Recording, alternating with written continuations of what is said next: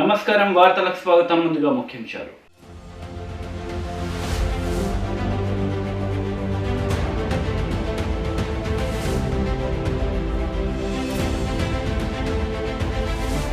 వికలాంగులకు battery Honda Activa వాహనాలను పంపిణీ చేసిన ప్రభుత్వ విప్ గంప గోవర్ధన్.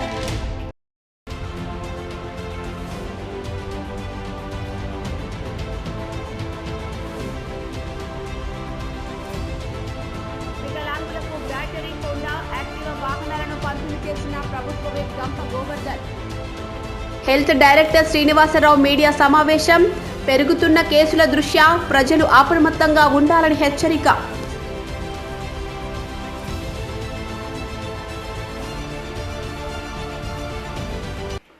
వికలాంగులకు బ్యాటరీ హోండా యాక్టివ్ వాహనాలను పంపిణీ చేశారు ప్రభుత్వ విప్ గంప గోవర్ధన్. వికలాంగులకు బ్యాటరీ హోండా యాక్టివా వాహనాలను పంపిణీ చేసిన ప్రభుత్వ విప్ గంప గోవర్ధన్. తెలంగాణ రాష్ట్ర వికలాంగుల సహకార సంస్థ తరపున మంజూరైన 4 ద్విచక్ర హోండా యాక్టివా వాహనాలను ఒకరికి ల్యాప్టాప్, కంప్యూటర్, ఒకరికి మొబైల్ ఫోన్లను వికలాంగులకు ప్రభుత్వ విప్ గంప గోవర్ధన్ గారు జిల్లా కలెక్టర్ జితేష్ వి పాటిల్తో కలిసి పంపిణీ చేశారు. ఈ సందర్భంగా ఆయన మాట్లాడుతూ ప్రభుత్వం ప్రవేశపెట్టిన సంక్షేమ పథకాలను సద్వినియోగం చేసుకుని వికలాంగులు సంతోషంగా ఉండాలని అన్నారు. ఈ కార్యక్రమంలో తెరాస పార్టీ రాష్ట్ర నాయకులు నిట్టు వేణుగోపాలరావు, మైనార్టీ సెల్ రాష్ట్ర అధ్యక్షులు ముజిబుద్దీన్, కామారెడ్డి పట్టణ అధ్యక్షులు Prabhakar Reddy, market committee chairman Lakshmi Sailu, TRS party నాయకులు, కార్యకర్తలు పాల్గొన్నారు. వికలాంగుల కార్పొరేషన్ ద్వారా 4 బ్యాటరీ స్కూటర్స్ వెహికల్స్ ఇవ్వడం జరిగింది. ఒక్కొక్కటి 90,000 రూపాయల వర్తున్నటువంటిది 4 ఇవ్వడం జరిగింది. 3,60,000 రూపాయలు. అదేవిధంగా ఒకరికి బ్యాటరీ వీల్ చైర్ కూడా ఇవ్వడం జరిగింది.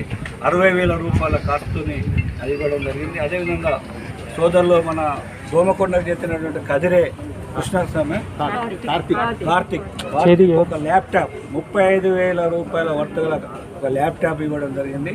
నాందాపూర్కి చెందినటువంటి రెడ్డికి సామ్సంగ్ స్మార్ట్ ఫోన్ కూడా ఇవ్వడం జరిగింది 9,000 రూపాయల వర్తుతోని. మొత్తం 4,64,000 రూపాయలతోని 4 బ్యాటరీ స్కూటర్స్, అదేవిధంగా ఒక బ్యాటరీ వీల్ చైరు, ఒక ల్యాప్టాప్, ఒక స్మార్ట్ ఫోన్ ఇవ్వడం జరిగింది.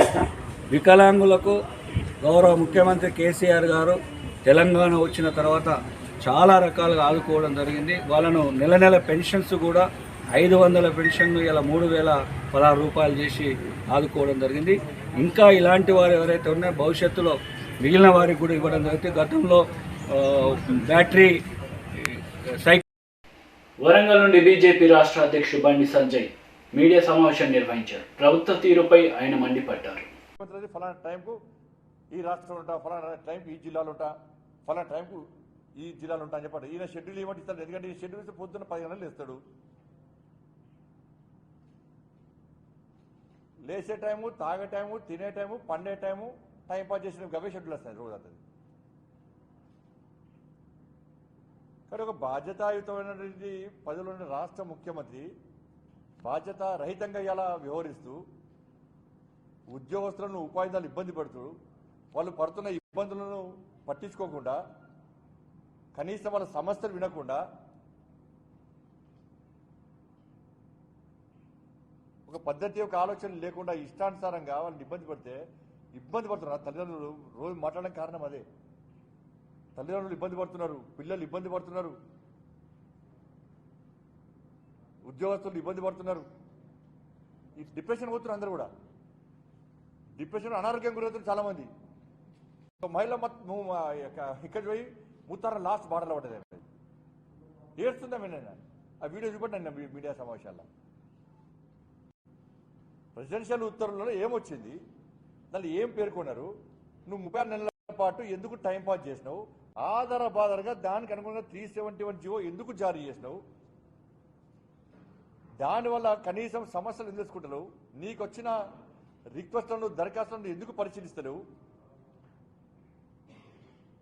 సీనియారిటీ లిస్టు ఎందుకు నెగరలేదు, ఎందుకు తప్పుదలగా ఉన్నది. వీటి మీద రాష్ట్ర ముఖ్యమంత్రి మళ్ళీ డిమాండ్ చేస్తున్నా. నువ్వు స్పందించకుంటే నువ్వు స్పందించే విధంగా ఆందోళన చేస్తాం. మేము పక్కా చేస్తాం, వదిలిపెట్టే ప్రసక్తి లేదు. అవకాశం మాకు ఇవ్వకు. మీరు రాజకీయం కోసమో మైలేజ్ కోసం మేము పనిచేస్తలేము. నువ్వు రాక్షసంగా మానవత్వం లేని మానవ మృగంగా వివరిస్తున్నావు కాబట్టి ఇలా భారతీయ జనతా పార్టీ ఉద్యోగస్తులకు అండగా ఉంటుంది. సరే అందరికీ న్యాయం చేయాలంటున్నాం మనం. అందరికీ న్యాయం చేయి, ఎవరికి ఇబ్బంది కాకుండా చేయి. దానికి మేము సహకరిస్తాం, తప్పకుండా సహకరిస్తాం. కాబట్టి వెంటనే 317 జీవోను వెంటనే ఆపేసాయి, నీ ప్రక్రియ ఆపేసాయి. శాస్త్రంగా తయారు చేయను, సీనియారిటీస్ తెచ్చుకో, ఉపాధిని చర్చించు, నాయకులతో చర్చించు, వాళ్ళ సమస్యలు విను. అప్పటి వరకు వెంటనే దీన్ని నిలిపియాలని చెప్పి భారతీయ జనతా పార్టీ డిమాండ్ చేస్తున్నది. తప్పకుండా దానికి అనుగుణంగా కార్యాచరణ రూపొందిస్తున్నాం. ఆ అవకాశం మాకు ఇవ్వకుండా ముఖ్యమంత్రి స్పందించాలని చెప్పి భారతీయ జనతా పార్టీ డిమాండ్ చేస్తా ఉన్నాం.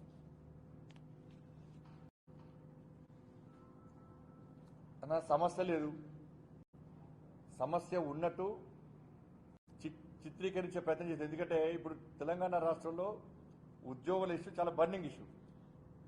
నిరుద్యోగ యువత ఉద్యమించడానికి సిద్ధమయ్యారు, ఉద్యోగులు ఎక్కడానికి సిద్ధమయ్యారు. దీన్ని డైవర్ట్ చేయడానికి ప్యాడీ ఇష్యూ అని తెచ్చింది. ఏం ఇష్యూ చెప్పాలి రాష్ట్రంకి? ఇష్యూ ఎక్కడ చెప్పాలి కదా. కేంద్ర ప్రభుత్వం కొంటలేదు అన్నాడు, కొనాని ఇక్కడ ఇప్పిందా అని చెప్పి అడిగిన. చెప్పాలి, కొనానికి నువ్వు ఇప్పిందా? ఎక్కడ చెప్పలే. రాజ్యసభలో మా పీయూష్ గోయల్ గారు క్లియర్గా చెప్పారు, రా రైస్ పక్కాగా ఉంటాం, రా రైస్ పక్కాగా ఉంటాం, కొనడానికి మేము సిద్ధము. కొనేదే కేంద్ర ప్రభుత్వమే, ఈయన కొనేది ఉంటాడు. ఈయన అందులో 7 సంవత్సరాలు. Warangal police commissioner Tarun Joshi media సమావేశం నిర్వహించారు. నేరగాళ్లను సరైన పకడ్బందీ ప్రణాళికలతో పట్టుకుంటున్నట్లు తెలిపారు. Thank you. Kidnapping cases, last year we had 151, this year 174. Now all these are technical kidnappings, mostly minor girls kidnapping undi mostly. Almost all these cases are detected cases. Endukante the minor girls below 18 years unte, suppose the boys are taking them for whatever purpose, so that will be booked under kidnapping. The minor girls unte below 18 years, all these cases against children, they will be booked as kidnapping cases only. Attempt to murder cases have come down from 79 to 68. That is about down by 11. One major increase is among the road accidents. Last year total 984 road accidents jarigindi. This year the road accidents have gone up to 1106. And I will come to the individual figures kuda adi cheptanu, the how many fatal, how many non-fatal, injuries enta manchiki vachindi, adi I will tell the full details also. Crime against women kuda perigindi. Last year 638 cases report ayindi. This year we are having 845 cases, which is an increase of 200 plus. 207 cases ee samvatsara increase ayindi.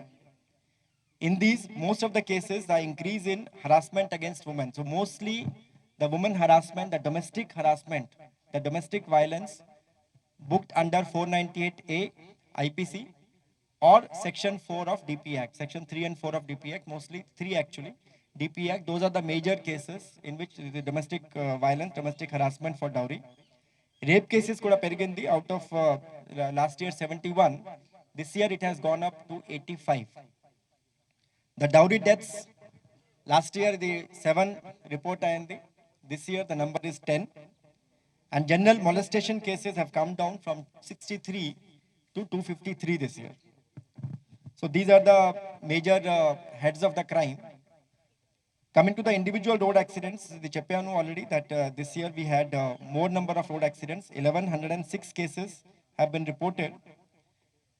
In these 1106 cases, 426 deaths have taken place, which means 426 fatalities.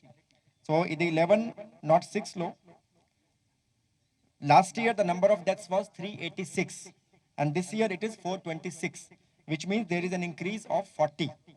So that is why memo the road safety ki focus chesamu madhyalo, and we will continue to focus in the coming year also. The injured persons kuda, the non-fatal accidents kuda perigindi. Last year total injured persons was 950. This year it is 1150. So in both categories, the road accidents, overall road accidents rate of increase is 11%. The number of deaths, the rate is 9.94%, which is nearly 10% increase in the deaths. And injured persons also, there's an increase of 14%. So this is regarding the road accidents.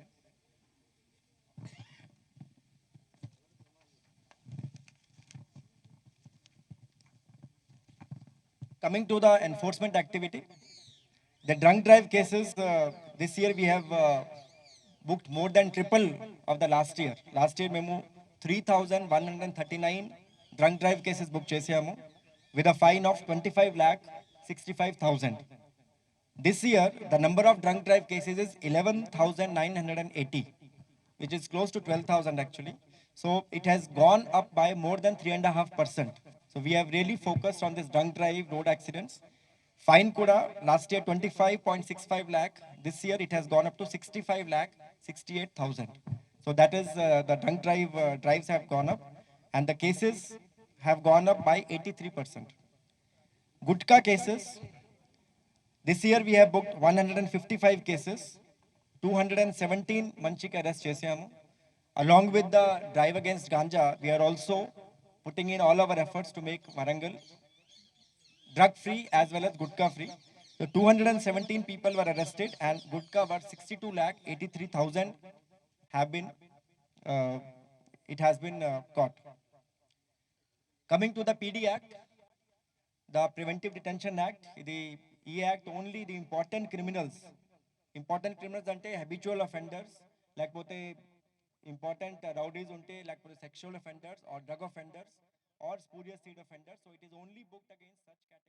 విద్యపై ప్రత్యేక దృష్టి, అధిక నిధులు కేటాయిస్తున్న ఘనత TRS ప్రభుత్వానికి దక్కుతుందని రాష్ట్ర ఆర్థిక శాఖ మంత్రి తన్నీరు హరీష్ రావు అన్నారు. సంగారెడ్డి జిల్లా రామచంద్రపురం డివిజన్ పరిధిలోని శ్రీ గీతా భూపాల్ రెడ్డి ప్రభుత్వ జూనియర్ కళాశాలను రాష్ట్ర ఆర్థిక శాఖ మంత్రి తన్నీరు హరీష్ రావు, రాష్ట్ర విద్యాశాఖ మంత్రి సబితా ఇంద్రారెడ్డి, రాష్ట్ర శాసన మండలి ప్రొటెం చైర్మన్ శ్రీ భూపాల్ రెడ్డి ప్రారంభించారు.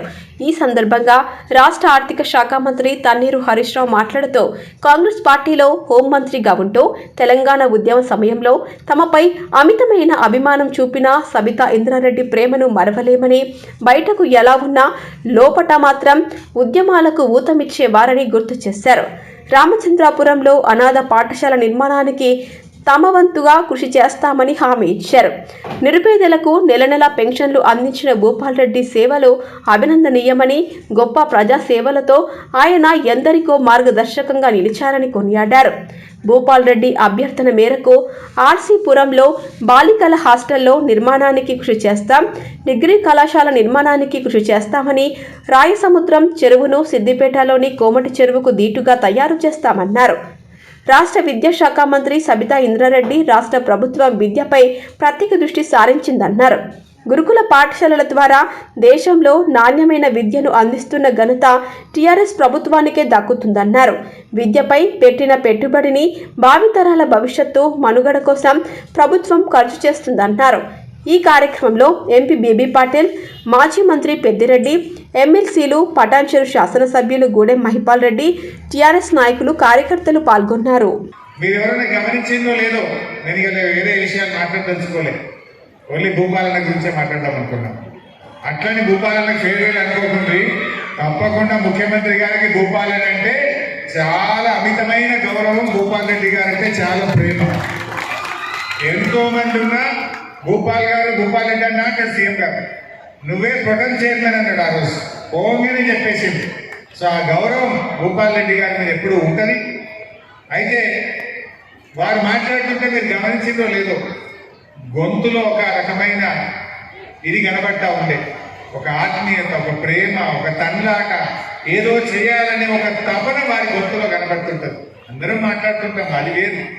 కానీ ఆ మాటలోని ఆత్మీయత, ఆ మాటలోని తన్లాట అనేటువంటిది ఇవాళ నేను భూపాలన్న గొంతులో చూస్తూ ఉంటే నాకు ఎంతో ఇది కలిగింది. సో డెఫినెట్గా మా భూపాలన్న అంటే మా జిల్లాలో అందరికీ కూడా చాలా గౌరవం.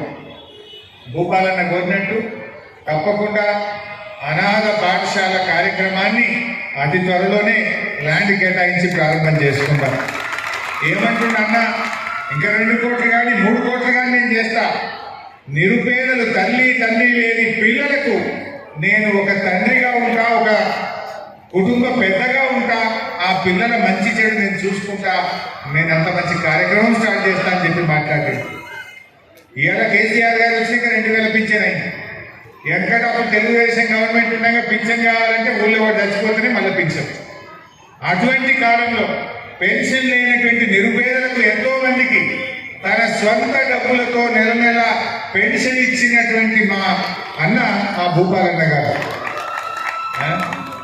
అరే నేను మర్చిపోతాను, నా చేతులు కూడా ఇచ్చిన అవసరం. సో అట్లా గౌరవనీయులు మా భూపాలన్న గారు 3 సార్లు శాసన మండలి సభ్యులుగా కొన్ని ప్రభుత్వ కార్యాలయాలకు భవనాలకు కూడా ఏదైనా కావాలి మా రాజేశ్వరన్న సర్పంచ్ ఉన్నప్పుడు ఈ కాలంలో భూములు ఇస్తారు. 40 మందితో మొదలైన ఈ కాలేజ్ని రోజు రోజుకు స్ట్రెంత్ పెంచాలనే ప్రయత్నంలో వారు తీసుకునే చర్యలన్నీ కూడా ఒక్కొక్కటి చెప్తూ ఉన్నప్పుడు నిజంగా ఈరోజు వారి మొహంలో అంటే చిన్న పాపని కష్ట నష్టాలు ఓర్చి పెంచిన తర్వాత వృద్ధిలోకి వస్తే తల్లిదండ్రులు ఏ విధంగా సంతోషపడతారో ఈరోజు కాలేజ్ ఇంతమంది స్ట్రెంత్తో వృద్ధి చెందుతూ ఉంటే నిజంగా వారు సంతోషపడతా ఉన్నారు. వారికి మనస్ఫూర్తిగా అభినందనలు తెలియజేస్తూ అలానే సహకారాన్ని అందిస్తున్న మంత్రి గారికి గౌరవ శాసనసభ్యులు కూడా మరొకసారి ధన్యవాదాలు తెలియజేస్తూ బాగా ఆలస్యమైంది. రాష్ట్రం ముందుకు వాళ్ళని సంఘటనతో పనిచేస్తూ ఉన్నారు. చిన్నప్పుడు మా టీచర్స్ చెప్పేవాళ్ళు చరిత్ర చదవడం కాదు చరిత్ర సృష్టించాలని. అలా చరిత్ర సృష్టించిన వ్యక్తి గౌరవ ముఖ్యమంత్రి కేసీఆర్ గారు. ఏది తీసుకున్నా వారు వేసిన ప్రతి అడుగులో ఒక చరిత్ర ఉంది. తెలంగాణ రాష్ట్రాన్ని సాధించడం కావచ్చు, సాధించిన రాష్ట్రంలో ప్రతి ప్రాజెక్టు కూడా ప్రతి పథకం కూడా ఈరోజు దేశంలో ప్రతి ఒక్కరు తిరిగి చూసేటట్టు చేసిన కార్యక్రమాలు ఎన్నో. దాంట్లో మన విద్య గురించి ఆలోచిస్తేనే గతంలో మాటలకి పరిమితం అవుతూ ఉండేది, కానీ ఈరోజు కేజీ టు పీజీ అంటే దాన్ని చేసి చూపించేటట్టు అనేకమైన సంస్థలను తీసుకొచ్చి ఈరోజు విద్యాపరంగా ప్రతి ఒక్క అడుగు వేయడం జరుగుతూ ఉంది. గుర్తు తెలియని దుండగులు ఇండియన్ పెట్రోల్ బంకులో చొరబడి పనిచేస్తున్న వారిపై కర్రలతో కొట్టి 40,000 రూపాయలు అపహరించారు. నిజామాబాద్ జిల్లా దర్పల్లి మండల కేంద్రంలో ఇండియన్ ఆయిల్ పెట్రోల్ బంకుపై బుధవారం రాత్రి 8 గంటల ప్రాంతంలో దుండగులు దాడికి పాల్పడి 40,000 ఎత్తుకెళ్లారని బంకు యజమాని పోలీస్ స్టేషన్లో సమాచారం అందించగానే సిఐ శ్రీశైలం సంఘటన స్థలానికి చేరుకొని వివరాలు తెలుసుకుని తెలిపిన ప్రకారం సుమారు 4 మందికి పైగా గుర్తు తెలియని దుండగులు బంకు వెనుక వైపు నుండి వచ్చి రాళ్లతో మెరుపు దాడి చేశారని, దాడి చేయడంతో గది అద్దాలు పగిలాయని, కర్రలతో ఫర్నిచర్ను ధ్వంసం చేశారని, బంకులో పనిచేసే రామ్దాస్పై దుండగులు కర్రలతో దాడి చేయగా చెయ్యి పైకి కొట్టగానే అక్కడి నుండి రామ్దాస్ బయటకు పరిగెత్తాడని, దుండగులు బంకులోని క్యాష్ కౌంటర్ను వెనుకకు తీసుకువెళ్లి పగలగొట్టి పొలాల గుండా పరారయ్యారని, క్యాష్ కౌంటర్ నుండి సుమారు 60,000 వరకు నగదు ఉండగా దుండగులు ఎత్తుకెళ్తుండగా రామ్దాస్ కేకలు వేయడంతో సమీపంలోని గ్రామస్తులు వచ్చి గాలించినప్పటికీ వారి ఆచూకీ తెలియలేదని బంకు యజమానిని వివరాలు తెలపడంతో సిఐ సిబ్బందితో కలిసి చుట్టుపక్కల గాలింపు చేపట్టినప్పటికీ దుండగుల జాడ కనిపించలేదని, సీసీ ఫుటేజ్ పరిశీలించి క్లూస్ టీం, డాగ్ స్క్వాడ్లతో దర్యాప్తు చేపట్టామని, చోరీకి పాల్పడ్డ దుండగులను పట్టుకుంటామని అన్నారు. అనంతరం నిజామాబాద్ ఏసీపీ వెంకటేశ్వర్లతో కలిసి సిపి నాగరాజు సంఘటనా స్థలానికి చేరుకొని కేసు నమోదు చేసుకొని అన్ని కోణాల్లో దర్యాప్తు ప్రారంభించామని తెలిపారు.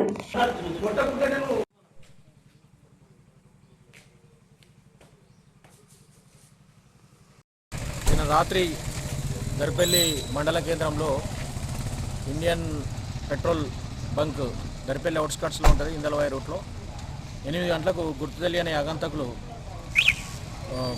పెట్రోల్ బంకు బ్యాక్ సైడ్ నుంచి, పెట్రోల్ బంక్ బ్యాక్ సైడ్ అంతా ఐసోలేటెడ్ ఏరియా ఉంటుంది, బ్యాక్ సైడ్ నుండి సడన్గా వచ్చి ఆ పెట్రోల్ బంక్లో పనిచేస్తున్న వాళ్ళను బెదిరించి దానిలో ఒక వ్యక్తిని కర్రతో కొట్టి చేతి మీద బెదిరించి లాకరు క్యాష్కి సంబంధించిన టేబుల్ తీసుకొని పోయి బ్యాక్ సైడు సుమారుగా ఒక 47,000 రూపాయలు 44,000 రూపాయలు ఎత్తుకొని వెళ్ళినారు. దీనిపై పెట్రోల్ బంక్ యజమాని కంప్లైంట్ ఇస్తే ఫిర్యాదు మీద కేసు. మంత్రి కేటీఆర్ నేడు గ్రేటర్ హైదరాబాద్లో పర్యటించారు. స్ట్రాటజిక్ నాలా డెవలప్మెంట్ ప్రోగ్రామ్ ఎస్ఎన్డీలో భాగంగా నాలా రిటైనింగ్ వాల్ నిర్మాణ పనుల ప్రారంభానికి నేడు శ్రీకారం చుట్టారు. పోయిన సంవత్సరం అక్టోబర్ నెలలో వర్షాలు విపరీతంగా పడ్డప్పుడు కుంభవృష్టి మాదిరిగా హైదరాబాద్లో మేఘాలు ఆకాశం చిల్లుబడ్డదా అన్నట్టు వర్షం పడ్డప్పుడు ఈ మొత్తం హుస్సేన్ సాగర్ సర్ప్లస్ నాలా ఏదైతున్నదో హుస్సేన్ సాగర్ కింది నుంచి మూసి దాకా పొంగి ఆనాడు ఈ నల్లకుంట ప్రాంతంలో ఇంకా కిందికి అంబర్పేట ప్రాంతంలో చాలా పెద్ద ఎత్తున అశోక్ నగర్లో కానీ ఇంకా పైన ముషిరాబాద్లో కూడా చాలా పెద్ద ఎత్తున ప్రజలు ఇబ్బంది పడ్డ విషయం మీ అందరికీ కూడా గుర్తుంది.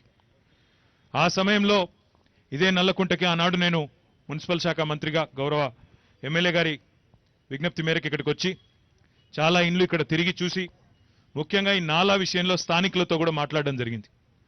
మాట్లాడినప్పుడు వారందరూ ఒకటే చెప్పినారు, అన్న అక్కడి నుంచి ఇక్కడి వరకు హుస్సేన్ సాగర్ దిగువ భాగం నుంచి మూసి వరకు రెండు వైపులా మీరు రిటైనింగ్ వాల్ కనుక నిర్మాణం చేస్తే 12 కిలోమీటర్లు ఉంటుంది. మొత్తము 6 కిలోమీటర్లు అటు 6 కిలోమీటర్లు ఇటు 12+ కిలోమీటర్లు ఉంటుంది. ఈ 70 ఏళ్లలో 3 కిలోమీటర్లు కూడా కనీసం రిటైనింగ్ వాల్ కట్టలేదు. కనీసం మన ప్రభుత్వం, మన నాయకుడు, మన ముఖ్యమంత్రి కేసీఆర్ గారి నాయకత్వంలో దీనికి శాశ్వత పరిష్కారం చూపండి, తప్పకుండా చూపితే ఈ ప్రాంతంలో ఉండే వేలాది మంది ప్రజలకు రిలీఫ్ దొరుకుతుంది, ఉపశమనం కలుగుతుందని చెప్పి విజ్ఞప్తి చేయడం జరిగింది.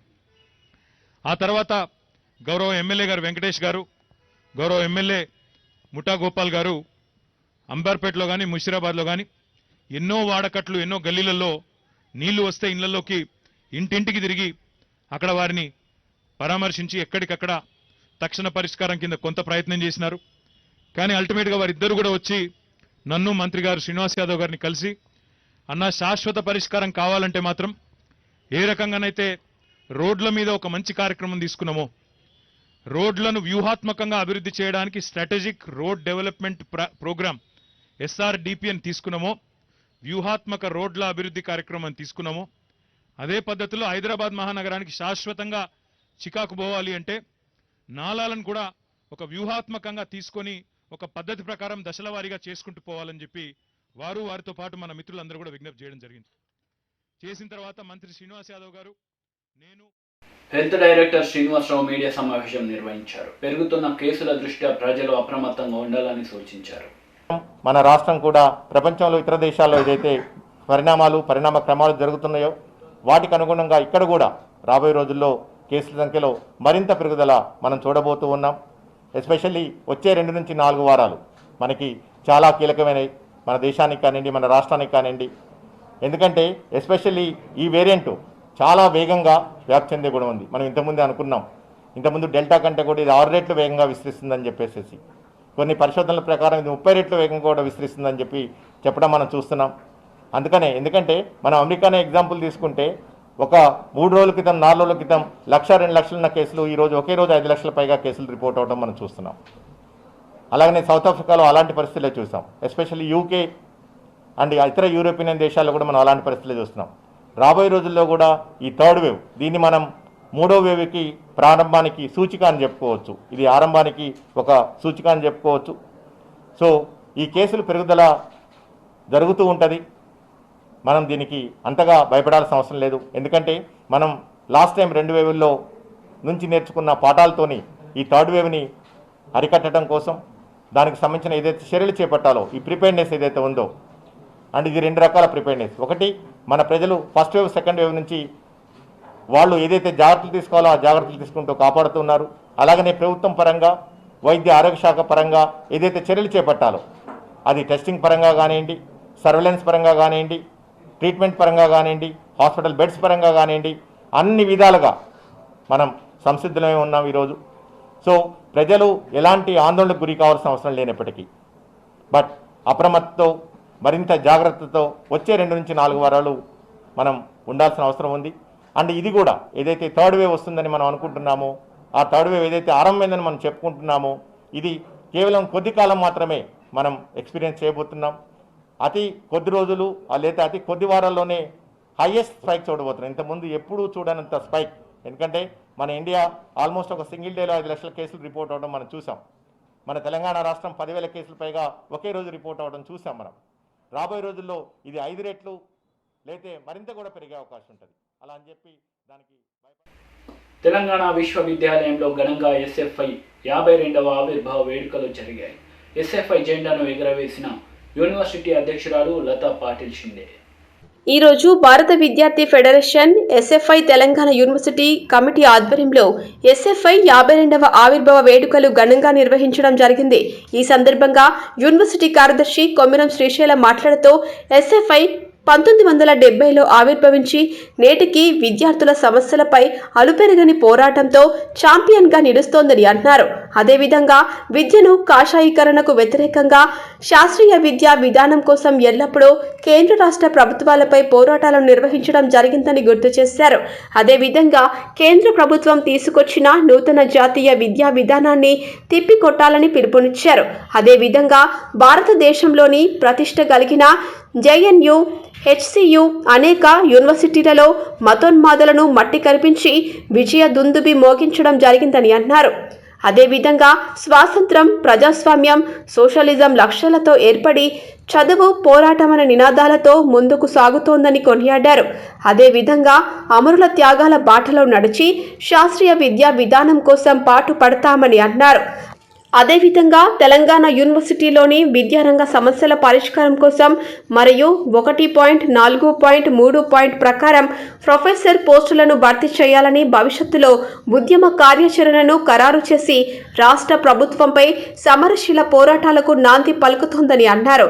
ఈ కార్యక్రమంలో యూనివర్సిటీ ఉపాధ్యక్షులు రాహుల్, ముస్తఫా, షేసు, సహాయ కార్యదర్శులు క్రాంతిరతన్, నవీన్, నాయకులు విశాల్, రాజేందర్, శ్రీశైలం, శరత్, తేజస్విని, రమణి, పవిత్ర, అనూష, దీపిక, ప్రవీణ, సాయి, పవన్, సంజయ్ తదితర నాయకులు పాల్గొన్నారు. సమస్యలపైన మన పోరాటాలు అలాంటి ఇవాళ ఎంతో మంది త్యాగధనులు ఎస్ఎఫ్ఐలో పనిచేసుకుంటూ ఇవాళ చాలా మంది విద్యార్థులు అమరవీరులుగా అయిన పరిస్థితులు ఏదైతే కొందరు గుండాలతో ఇవాళ మన విద్యారంగ సమస్యల మీద కొట్లాడుతుంటే ఇవాళ ఓర్వలేని రాడికల్స్ కావచ్చు, మతోన్మాదులు కావచ్చు, ఇవాళ విద్యార్థుల పైన దాడులు చేసి చంపిన పరిస్థితి ఉంది. ఇవాళ అందులో భాగంగానే ఇవాళ తెలంగాణ రాష్ట్రంలో ఒక నారాయణ కావచ్చు, ఒక లక్ష్మీ నరసింహ కావచ్చు, మన నిజామాబాద్ జిల్లాలో భారతక్క అని చెప్పి విద్యారంగ సమస్యల మీద పోరాటం చేస్తే వాళ్ళది ఆంధ్రప్రదేశ్, యాక్చువల్గా అక్కది ఆంధ్రప్రదేశ్. వాళ్ళ నాన్న ఒక టీచరు, ఆ టీచర్ ఇక్కడికి బోధనలోకి అంటే ఆయన డిప్యుటేషన్ వల్ల ఇక్కడికి రావడం జరిగింది. అయినా కానీ వాళ్ళ అమ్మ నాన్నలతో ప్రోత్సాహంతో ఆమె ఎస్ఎఫ్ఐలో పనిచేస్తుంటే ఇవాళ ఇదే ఏదైతే నిజామాబాద్ గడ్డలో కామ్రేడ్ భారతి ఇవాళ పోరాటాలు ఏదైతే విద్యార్థులను ర్యాగింగ్ చేస్తున్నారని చెప్తే వాటిపైన ఆమె పోరాటాలు చేస్తే వాటిని ఎవరో అయితే సహించలేక ఆమెను ఆత్మహత్య చేసిన పరిస్థితి, అంటే చంపిన పరిస్థితి ఉంది. ఇవాళ ఎస్ఎఫ్ఐ నిరంతరం విద్యార్థుల పక్షాన విద్యారంగ సమస్యల మీద పోరాడడానికి ఆమె ఒక నిఘంటువుగా మనకు భారతక్క కనబడుతుంది. అందులో భాగంగానే ఇవాళ నారాయణ కావచ్చు, వరంగల్లో చనిపోయిన నారాయణ కావచ్చు, మహబూబ్ నగర్లో లక్ష్మీ నరసింహ కావచ్చు, ఎందరో త్యాగధనుల ద్వారా ఇవాళ ఎస్ఎఫ్ఐ ఇవాళ పురుడు పోసుకుంది. పేద విద్యార్థి అంతర్జాతీయ దివ్యాంగుల దినోత్సవ ముగింపు వేడుకలు ఘనంగా జరిగాయి. వికలాంగులకు నిత్యావసర వస్తువులు, కుట్టు మిషన్లు, ఔషధాలు అందించి బీజేపీ నాయకులు మాజీ జడ్పీటీసీ శ్రీకాంత్ గౌడ్ తన ఔదార్యం చాటుకున్నారు. సంగారెడ్డి జిల్లా పటాన్చెరు మండలం ముత్తంగి గ్రామంలో అంతర్జాతీయ దివ్యాంగుల దినోత్సవం ముగింపు వేడుకలను మాజీ జెడ్పీటీసీ శ్రీకాంత్ గౌడ్ ఘనంగా నిర్వహించారు. దివ్యాంగులకు నిత్యావసర వస్తువులు, కుట్టు మిషన్లు, మందులు అందజేశారు. వివిధ రంగాల్లో రాణిస్తున్న దివ్యాంగులకు శాలువాలతో సత్కరించి నగదు బహుమతిని అందజేశారు. ఈ సందర్భంగా ఆయన మాట్లాడుతూ అంగవైకల్యం లోపం కాదని, ఈ సమాజంలో అన్ని అవయవాలు సక్రమంగా ఉండి కూడా దొంగతనాలకు, మోసాలకు పాల్పడుతున్నారని, అలాంటి పాపాలకు దూరంగా ఉండేందుకు దేవుడు మిమ్మల్ని ఇలా మనుషుల రూపంలో ఉండే దేవుళ్లను సృష్టించారని తెలిపారు. వైకల్య లోపమని కృంగిపోకుండా తమలోని ప్రతిభను వెలికితీసి సమాజం మనవైపు చూసేలా కృషి చేయాలని కోరారు. తాను ఉన్నంత వరకు తనకు చేతనైనంత చేయూత ఎల్లప్పుడూ అందిస్తానని హామీ ఇచ్చారు. దివ్యాంగులను చూసి జాలి చూపి వారికి తక్కువ చేయకుండా వారిలోని ప్రతిభను గుర్తించి చేతనైన సహాయము అందించాలని, వారిలో కూడా చాలా ప్రతిభను దాగి ఉంటాయని వాటిని గుర్తించి చేయూతనివ్వాలని కోరారు. నిజంగా కూడా ఎందుకంటే మిమ్మల్ని ఎక్కువసేపు కూర్చోబెట్టే ఇష్టం లేక ఈ కార్యక్రమాన్ని అంగు ఆర్భాటాలు లేకుండా మీరు ఎంజాయ్ చేసే విధంగా చేయాలనే కొద్ది మందిని మాత్రమే పిలవడం జరిగింది. ఎందుకంటే వచ్చిన వాళ్ళని మనం రెస్ట్రిక్ట్ చేయలేము. వాళ్ళ ఆవేదన, వాళ్ళ ఆతృత ఎందుకంటే కొందరికి విషయాలు చెప్పాలన్నతో చాలా సమయం అయిందో మీరు ఎక్కువసేపు కూర్చోలేదన్న ఒకే ఒక ఆలోచనతో, కానీ మీ కార్యక్రమం కాబట్టి ఏదో పూలను చేద్దాం మమ అనిపించి చేతులు దులుపుకుందాం అనేది కాకుండా మీరు సమాజంలో ఎంత ముఖ్యమో మీకు తెలవాలని. ఎందుకంటే మీ దాంట్లో చాలా మంది ఇతరుల అభిప్రాయం, ఇప్పుడు కుల వివక్ష అనే ఒక మహమ్మారి ఉండేది, అది పోయింది. కుల వివక్ష మళ్ళా గుర్తు చేయాలంటే వాళ్ళే చెప్పాలి. అంగవైకల్యం అనేది, ఆ డిసేబిలిటీ అనేది, డిఫరెంట్లీ ఏబుల్డ్ అనేది, ఇట్లా వివిధ పేర్లు పెట్టుకున్నప్పటికీ మనం తానే కాదు. అన్ని మంచిగా ఉన్నాడు, ఏం చేస్తున్నాడు, దొంగతనాలు చేస్తున్నాడు, రేపులు చేస్తున్నాడు, నలుగురిని ముంచుతున్నాడు, కానీ మీరు అవేవి చేయట్లేదు కదా. దేవుడు అందుకనే ఆ పాపాలు మీకు వద్దని చెప్పి ఇట్లా ఇచ్చిందని అనుకుంటున్నాను. వార్తలు ముగించే ముందు ముఖ్యాంశాలు మరోసారి.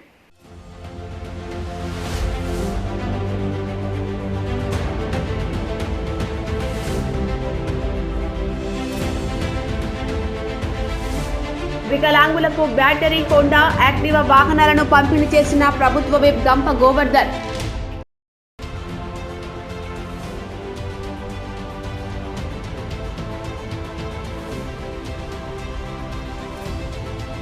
వికలాంగులకు బ్యాటరీ హోండా యాక్టివా వాహనాలను పంపిణీ చేసిన ప్రభుత్వ విప్ గంప గోవర్ధన్.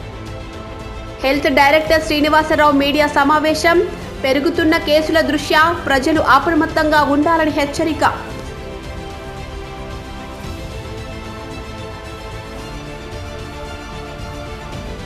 ఈ వార్తలు ఇంతటితో సమాప్తం. తిరిగి ప్రసారమయ్యే వార్తలు మళ్ళీ కలుద్దాం. అంతవరకు సెలవు. నమస్తే.